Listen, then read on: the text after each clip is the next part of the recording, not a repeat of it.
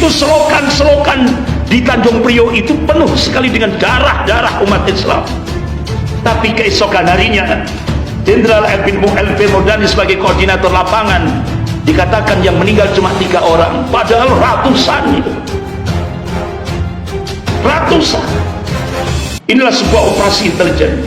Kemudian operasi intelijen Horkoneng, Talang Sari Lampung, berapa umat Islam yang dihabisi. Kemudian di tempat kami, di tempat saya, yaitu Banyuwangi, itu Bupati Banyuwangi Pak Edi Slamet diperintah oleh pusat untuk mendata dukun-dukun santet. Tapi anehnya yang dibunuh bukan dukun santet, ulama, para kiai, hampir 253 yang sampai sekarang ini belum pernah ada kejelasan bagaimana dari sisi hukumnya. Dipetieskan sampai sekarang. Itu di tempat saya di Banyuwangi. Bapak-bapak, ibu yang dimuliakan Allah. Kemudian muncul lagi yang sering disebut dengan operasi ninja. Nah, jadi itu yang terjadi banyak sekali. Tapi akhirnya Presiden Soeharto paham tentang gerakan yang dilakukan oleh Jenderal Ali Murtopo. Akhirnya Jenderal Ali Murtopo langsung dikotak jadi Menteri Penerangan sampai mati. Gagallah dia jadi RI 1. Ali Murtopo mati, dilanjutkan Jenderal LB Murdani. Operasi-operasi intelijen terus berlangsung. Kembali lagi umat Islam yang dijadikan korban sampai puncaknya yaitu peristiwa Mei 98. Itu tahap 1, tahap 2, tahap 3, tahap 4, tahap 5, tahap 6, tahap 7, tahap 8 persis sama dengan gerakan komunis PKI. Jadi peristiwa Mei 98 itu digodok di Singapura yang dimotori oleh Zionis Yahudi Internasional yaitu George Soros. Terjadilah peristiwa Mei 98. Berapa korbannya itu? Akhirnya Jenderal LB Murdani mati, dilanjutkan oleh Jenderal Hendro Priyono, ditopang oleh Luhut Binsar Panjaitan. Nah, akhirnya ketemulah oligarki dengan tokoh Ordo Jesuit yang sekarang ini mengendalikan Indonesia. Yang mengendalikan ini 2 tokoh Ordo Jesuit ini.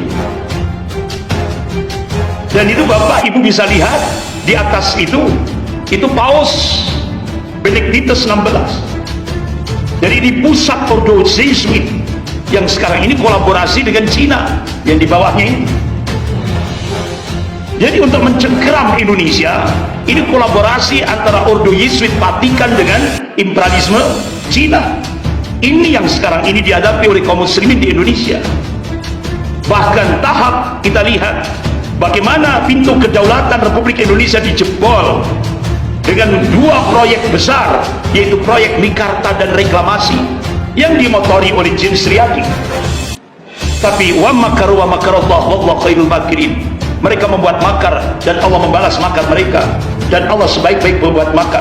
Satu-satunya gubernur yang berani menolak 2 proyek besar ini. Kenapa? Gubernur ini paham proyek Mikarta itu adalah grand design Cina untuk mengintegrasikan Indonesia ke cakupan wilayah ekonomi Cina. Sehingga akhirnya satu-satunya gubernur yang berani menolak 2 proyek yang ingin menjebol kedaulatan Republik Indonesia ini adalah Pak Anies Baswedan. Satu-satunya gubernur seluruh Indonesia yang berani menolak 2 proyek besar yang ingin menjebol kedaulatan Republik Indonesia itu Pak Anies Baswedan. Itu baru jadi gubernur. Dan Neo tadi Allahu Akbar. Insya Allah Allah mudahkan, Allah berikan pertolongan pada beliau. Walaupun berat tantangannya.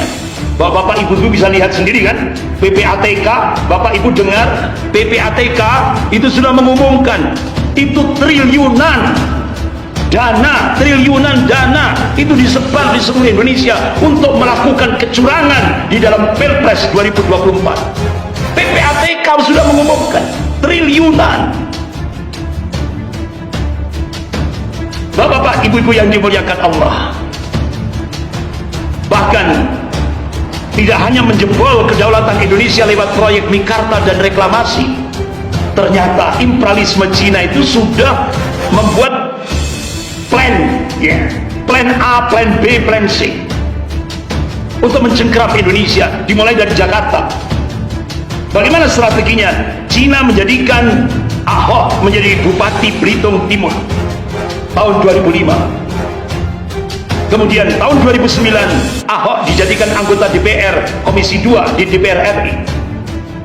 Kemudian tahun 2014 Cina menjadikan Ahok menjadi Gubernur DKI Jakarta.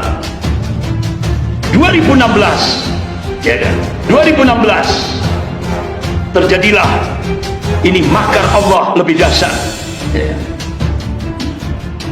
Jadi ternyata 2017 masih Ahok ya, waktu dia gubernurnya masih Ahok, tapi 2019 Ahok akan dijadikan RI 2, akan dijadikan RI 2. Ternyata makar Allah lebih dahsyat. Di Kepulauan Seribu Ahok memberikan statement, ini jadi blunder. Dia recehkan surah Al-Maidah ayat 51, sehingga akhirnya lahirlah peristiwa 411 di Jakarta yang dipimpin oleh Habib Rizik Syihab. Puncaknya peristiwa 212 dengan dihadiri 13.500.000 umat Islam seluruh Indonesia dari Sabang sampai Merauke. Akhirnya planning imperialisme Cina ingin menjadikan 2019 ingin menjadikan Ahok RI 2 gagal total. Akhirnya bahkan itu planning B-nya, rencana Ahok itu akan dijadikan RI 1 2024.